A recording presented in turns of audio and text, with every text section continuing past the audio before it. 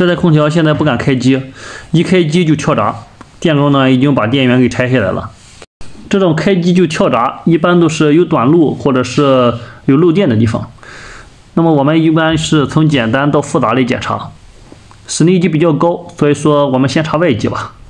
准备好万用表，把这个线盒盖打开，分别测量里边和外边，看看有没有短路的地方，或者是漏电的地方。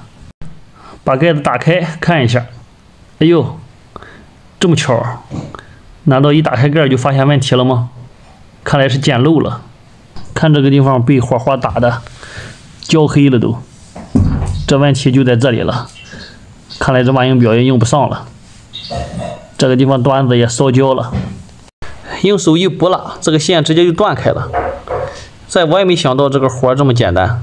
有的时候维修就是这个样子，感觉活挺复杂，但是实际上一看还是个小活。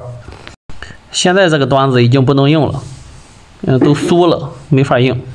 但是手头呢也没有这样的接线端子，我们就把它调一下，把这个火线调到地线这边，把地线重新换一个位置，把它接起来，这样也可以。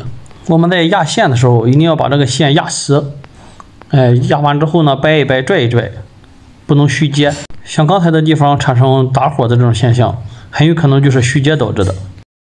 现在再把这个地线给它接起来，我们可以看到这个地线其实有点多余，它接到外壳上了，所以说我们直接把它接到外壳上就可以了，不要接在这个地线上了，就多一个接头那样还。